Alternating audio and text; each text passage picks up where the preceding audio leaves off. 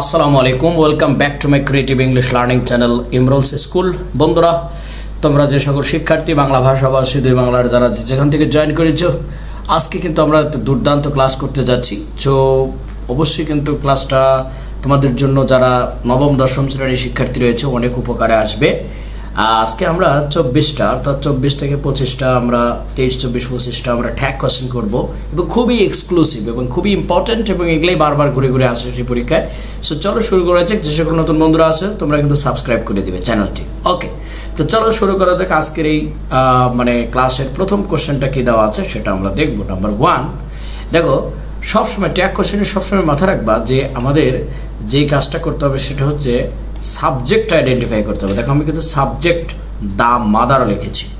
মনে রাখবা যে মাদার, ফাদার, ব্রাদার, সিস্টার যাই আসুক না কেন, এখানে কিন্তু আরেকটা শব্দ আসে মাঝে মধ্যে বিস্ট।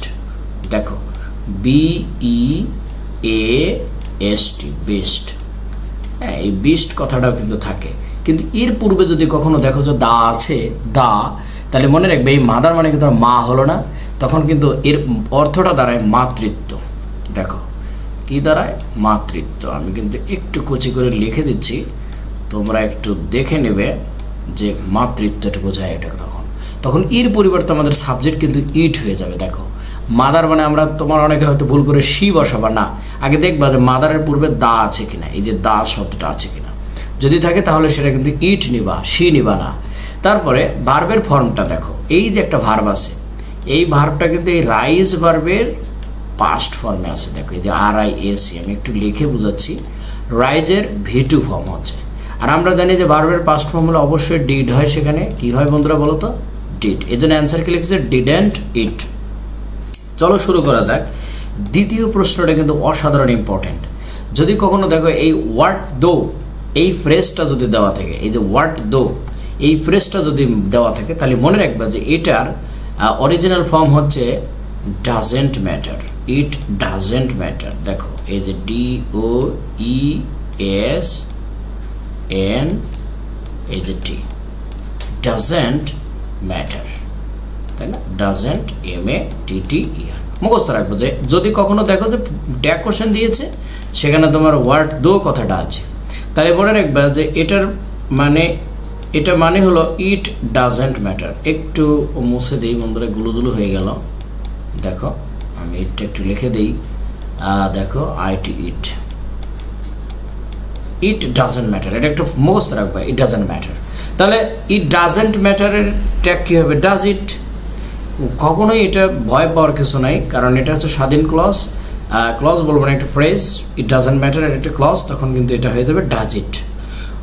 অবশ্যই মনে রাখবা, 2-3 বার করে পড়বা যাতে পরীক্ষার হলে আসার সাথে সাথে। Data, the data. দেখো ডাটা কিন্তু অবশ্যই কিন্তু আমরা বলবো উচ্চারণ হবে ডেটা, এবং এটা কিন্তু প্লুরাল। এই ডাটা শব্দটার মানে হলো উপাত্তগুলো, প্লুরাল কিন্তু এটা। আর আমরা জানি প্লুরালের জন্য আমাদের সাবজেক্ট সবসময় কী নেব বন্ধুরা বলো তো? আমরা নেব দে। আর এই গিভ ভার্বটার পাস্ট ফর্ম হচ্ছে গেভ। এই দেখো V2, এই গিভ হচ্ছে V2, গিভের ফার্স্ট ফর্ম হচ্ছে গেভ। তাই এই জন্য আমরা নিলাম কি ডিডেন্ট দে।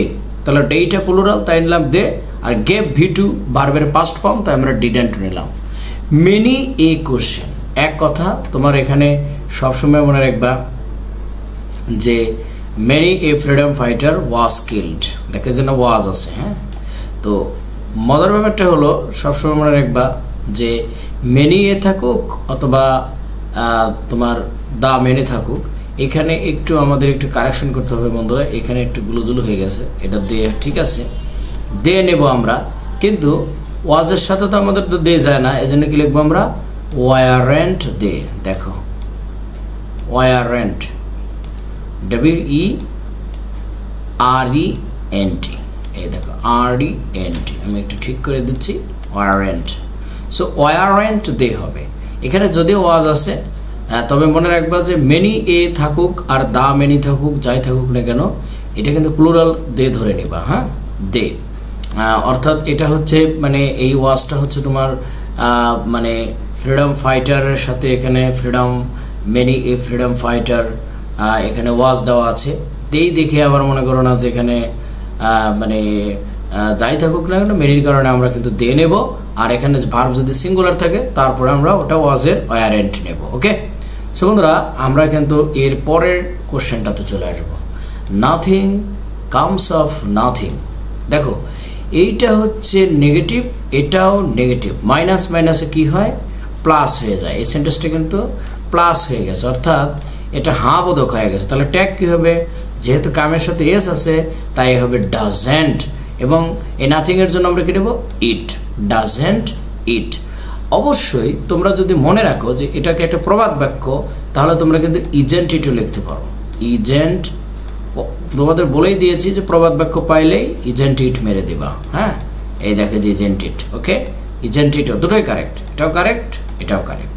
সো পরের প্রশ্নটা দেখো বন্ধুরা, দুর্দান্ত একটা প্রশ্ন। এই ইউ, শুধু ইউ না, ইংরেজিতে অনেকগুলো প্রোনাউন আছে। হ্যাঁ, ধরো এই যে দুই পাশে দুটো কমা দিয়ে যদি বলে যে ইউ ইজ এ প্রোনাউন, অথবা হি ইজ এ প্রোনাউন, অথবা বলা হলো যে একজনের নাম দিয়ে বললো যে এটা একটা নাউন। সো এই জায়গায় যদি প্রোনাউন নাউন এই সমস্ত উচ্চারণ করা থাকে তাহলে মনে রাখবে এটার পরিবর্তে ইট নেব, আর এখানে ইজ আছে তাই আমরা নেব ইজেন্ট ইট। ওকে, সো বন্ধুরা চলো শুরু করা যাক। 7 নম্বর প্রশ্নটা কি আছে, ডেথ। আমরা জানি ডেথ হলে মানে হচ্ছে মৃত্যু, আর ডেথ হচ্ছে শক্তিশালী। মৃত্যু কি একটা ভয়ানক জিনিস না, এটা তো সবাই ভয় পায়, তাই এটাকে আমরা হিয়ের সাথে তুলনা করব, ডেথ। আর এখানে আছে নো সিগন্যাল। এই যে কামস আছে, দেখো এখানে ডাজ, কামস থাকলে আমরা ভার্বের সাথে এস বাই এস থাকলে আমরা কি নেব বন্ধুরা বলো তো, ডাজ নেব। কিন্তু এখানে নো থাকার কারণে আমরা শুধু ডাজ হি নিলাম। তাহলে ডেথ কিন্তু একটা শক্তিশালী বিষয়। সো লায়ন, তারপরে সূর্য, তারপরে তোমার আগুন, ফায়ার, এগুলো হচ্ছে সবসময় হি ধরবা, ঠিক আছে। সো এর পরের প্রশ্নটা 8 নম্বরটা কিন্তু খুবই ইম্পর্টেন্ট বন্ধুরা। দেখো বলছে ইভেন লিটল ইনসেক্টস, এখানে কিন্তু এস আছে, এই দেখো, তার মানে আমরা দিয়ে নিব। কথা হচ্ছে সাবজেক্ট প্লুরাল পেলে আগে দিয়ে বসায় দেবো আগে, তারপর অন্য চিন্তা। এখন লিটল দিয়ে কিন্তু তোমরা অনেকেই হয়তো বোঝো যে এটা মানে নেগেটিভ, কিন্তু না বন্ধুরা, এখানে দেখো এই লিটল ইনসেক্টস দ্বারা, লিটল দ্বারা কিন্তু এখানে সাইজ বোঝানো হয়েছে। কী বোঝানো হয়েছে, এই দেখো SIZE, সাইজ বোঝানো হয়েছে, দেখো সাইজ। তো বলতো লিটল ইনসেক্টস ফ্লাই, এ দেখো এই ভার্বটা কিন্তু V1 এ আছে, অর্থাৎ এই জন্য ডোন্ট হবে, ডোন্ট দে হবে, কি হবে, ডোন্ট দে হবে। সো এরপরে কিন্তু আমরা তাহলে দেখো কেন ডোন্ট দে নিলাম, এই যে ইনসেক্টসের সাথে এস আছে প্লুরাল, আর এখানে ভার্বের প্রেজেন্ট ফর্ম, তাই আমরা ডোন্ট নিলাম। দেখো বন্ধুরা পরের প্রশ্নটা, দ্য গাইড মানে পথ প্রদর্শক, ওয়াজ নট এ ওম্যান, মানে কি এই গাইডটা ওম্যান ছিল না, কি ছিল, পুরুষ ছিল, এই জন্য আমরা হি নিলাম। এই গাইডটা আমরা কি নিলাম, হি। তাহলে উম্যান দেখে আবার এখানে সিঁড়িও না, কারণ the guide was not a woman, আর যেহেতু ওয়াজের পরে নট আছে তাই আমরা শুধু ওয়াজ নিয়েছি, ওয়াজ হি। এরপরে দেখো বন্ধুরা এই প্রশ্নটা কিন্তু দারুণ ইম্পর্টেন্ট, আমি তোমাকে বলি। দেখো দুটো প্রশ্ন আমি একটু ধারাবাহিকভাবে বলি। এখানে আছে তোমার দ্য হেডমাস্টার, দেখো এখানে আছে দ্য হেডমাস্টার, আর এখানে সেক্রেটারি। কিন্তু এরপরের প্রশ্নটা 11 নম্বরটা একটু দেখো, যে এখানে দ্য হেডমাস্টার, দ্য সেক্রেটারি, এই দাটা কিন্তু এই জায়গায় নাই, এই দেখো এই জায়গায় কিন্তু নাই, এই এন্ডের পরে কিন্তু দা নাই। তাহলে মনে রাখবে এন্ডের আগেও দা, সরি এন্ডের আমি বলি তোমাদের, দেখো যে যদি এন্ডের, এই দেখো এন্ডের আগেও দা আছে, আবার এই এন্ডের এই ঠিক পরেও দা আছে, দেখো দুইটা দা, দাদা। দাদা থাকলে লিখবা ডিডেন্ট দে নিবা। ডিডেন্ট কেন নিলাম, এই যে ইনঅগিউরেটেড, এটা হলো V2, তাই আমরা এখানে ডিডেন্ট নিলাম। আর এইখানে দেখো বন্ধুরা ডিডেন্ট হি নিয়েছি, দেখো এই যে ডিডেন্ট, এখানে কমা হবে, ডিডেন্ট হি নিয়েছি। কারণ কি, এখানে দা একটা আছে, দেখো একটা মাত্র দা, একটা, আর এখানে কিন্তু দা নাই। সো এই যে তখন আমরা একজন নিব, আর দা যখন দুইটা থাকবে তখন কিন্তু আমরা দে নিব বন্ধুরা। দেখো এই যে দে নিয়েছি, দেখো এই যে দেখো ডিডেন্ট, এখানে একটু কমা হবে, আমার সবগুলোতে একটু কমা মিসিং হয়েছে, আমি কিন্তু দিয়ে নিচ্ছি। দেখো এই যে ডিডেন্ট হবে, তারপরে উডন্ট এখানে দেওয়া আছে কমা। তো যাই হোক ডিডেন্ট কেন নিলাম, এই ইনঅগিউরেটেড ভার্বটা V2, তাই এর মধ্যে লুকিয়ে আছে কেটা ডিড, দেখো ডিড লুকিয়ে আছে, আর এখানে আছে দে। সো এই জন্য আমরা ডিডেন্ট দে লিখলাম।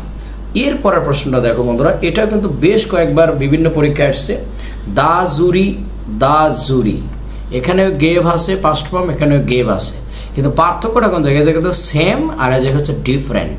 মনে রাখবা যখন সেম অপিনিয়ন বলবে, আর এই জুরি মানে কিন্তু তোমরা জানো গ্রামগঞ্জে যে বিচার বসে, বিচারের সালিশে যারা বসে তাদেরকে জুরি বলা হয়। তো এই জন্য আমরা গেভের কারণে এটা যেহেতু V2 তাই আমরা ডিডেন্ট নিলাম। আর এই জুরি যদি একই মতামত দেয় সেম, তখন আমরা ইট নেব। আর যদি যে ডিফারেন্ট মানে কি ভিন্ন, ডিফারেন্ট মানে কি বন্ধুরা বলো তো? ডিফারেন্ট মানে ভিন্ন, ডিফারেন্ট মানে কি ভিন্ন মতামত দেয়, তখন কি হবে? এইখানে একটু এস মানে কমা হবে। তোমাদেরকে বলি, দেখো এই জায়গায় যে এই জায়গায় কিন্তু ডিডেন্ট হবে, ডিডেন্ট দে। তাহলে দে নেবো কখন? যখন ডিফারেন্ট মানে ভিন্ন মত দিবে। একটা জায়গায় বিচারকরা বসেছে, বিচারকরা বিভিন্ন জন বিভিন্ন মতামত দিচ্ছে, তখন হবে দে। আর যখন একমত দিবে তখন হবে ইট। এটা একটু মনে রাখো বন্ধুরা। তো পরের প্রশ্নটা আসে, দেখো এটাও হি এর পরে ডি আছে, এখানে হি এর পরে ডি আছে, কিন্তু এই ডি দ্বারা কি বোঝায়? এই ডি দ্বারা দুটো ওয়ার্ড বোঝাবে। আমি তোমাদেরকে একটু বলি, একটা হয় এই দেখো, হয় উডন্ট হবে, না হয় হ্যাডন্ট হবে। এখন হ্যাড কখন হবে, উড কখন হবে? মনে রাখবা, যেই ভার্বের মানে ভিবি মানে ভার্বের বেস ফর্ম, এটা কি ভার্বের বেস ফর্ম। খুবই মজার কাহিনী। এটা হলো ভার্বের বেস ফর্ম। সো যদি দেখো যে ডি এর পরে ভার্বের বেস ফর্ম আছে, তখন ধরে নেবে এটা উডন্ট, উড আছে এখানে, তখন হবে উড। কিন্তু যখনই দেখে এই দিয়ে ভার্বটা দেখো V3 ফর্মে আছে, কিন্তু তখন এটা ধরে নেবা হ্যাড। তখন এটা কি ধরে নেবা বন্ধুরা? হ্যাড ধরে নেবেন, হ্যাডেন্ট হি।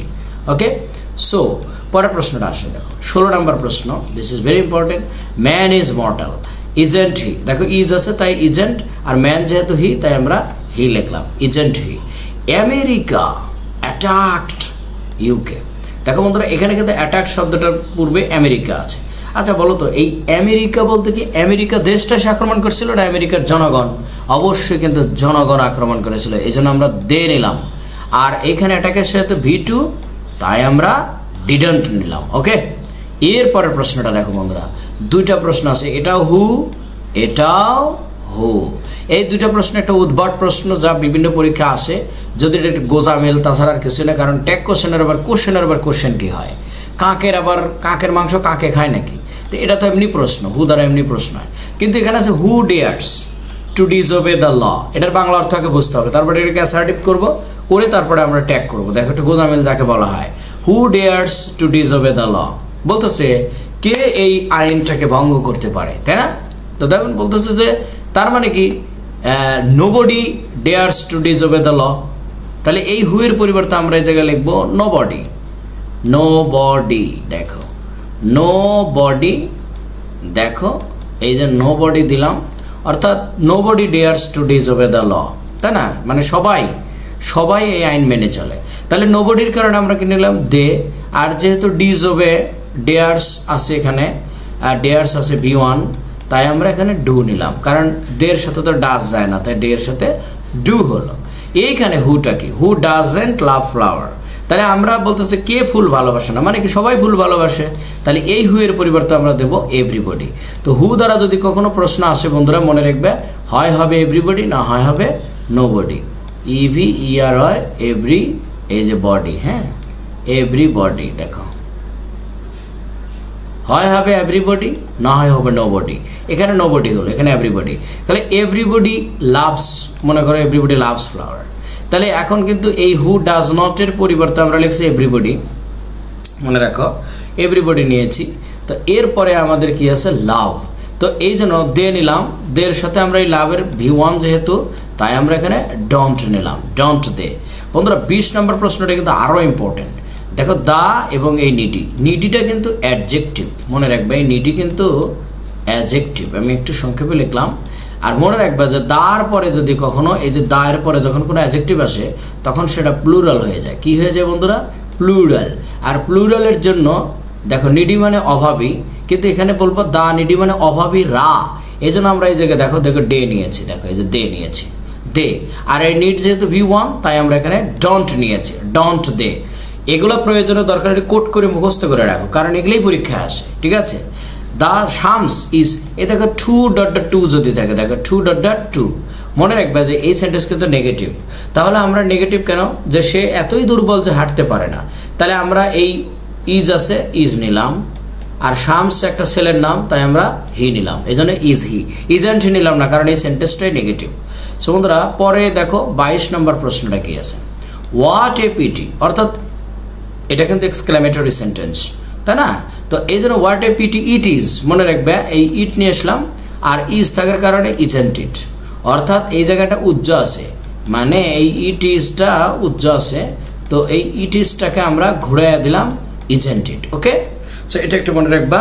তারপরে দেখো the girl who came to me, এইটুক যখনই কোনো সেন্টেন্সের মধ্যে হু দেখবা একটু কাটকায় দিবা, একটু ক্লোজ, এটুকু ট্যাগ হবে না, ট্যাগ হবে কিন্তু the girl is my sister, তাহলে কি হবে, দ্য গার্লের কারণে আমরা কি নিলাম শি, আর ইজের কারণে নিলাম ইজেন্ট, তো ইজেন্ট শি। 24 নম্বর প্রশ্নটা দেখো বন্ধুরা, ডাজেন্ট ইট কেন লিখলাম, that sounds great, that sounds great, তোমরা দ্যাট একটা কনজাংশন, সো এটাকে আমরা সাবজেক্ট হিসেবে নিতে পারি না, তো এই জন্য আমরা এটাকে কি নেবো ইট, আর সাউন্ডের সাথে দেখো ইয়েস আছে, তাই জন্য ডাজেন্ট নিলাম। ওকে, নাম্বার 25 খুবই খুবই ইম্পর্টেন্ট, দেখো এখানে বার্ড দিয়ে সেন্টেন্স রয়েছে, তোমরা জানো এই মি শব্দটা কিন্তু ভার্বের পরে বসে, যেমন give me, help me, write me, go, তারপরে বলবে যে হেল্প মি, তারপরে বললো যে গিভ মি, এই যে মি শব্দটা ভার্বের পরে বসে, তাই বাট মানে কিন্তু এখানে কিন্তু করা, তো বলতেছে বাট বি নো বার্ডস, কিন্তু করো না, তার মানে ইম্পারেটিভ সেন্টেন্স, এই জন্য আমরা উইল ইউ, অথবা এখানে যেহেতু নো আছে তাই আমরা ওয়ান্ট নিতে পারবো না, কারণ আমরা জানি ইম্পারেটিভ সেন্টেন্সে উইল নট বা ওয়ান্ট, উইল ইউ বা ওয়ান্ট ইউ দুটোই হয়, তো আমরা এখানে নো থাকার কারণে কিন্তু আমরা ওয়ান্ট ইউ নিতে পারছি না, আমরা নিলাম হচ্ছে will you. So dear learners, I hope that you have enjoyed my class, and if you have actually any kind of question, then you can comment in my comment box. I will reply your every question very easily. Thank you very much. I am going to say you goodbye for today, and be happy, stay happy all the time, and don't forget to subscribe my channel. Bye bye, tata, Allah Hafiz.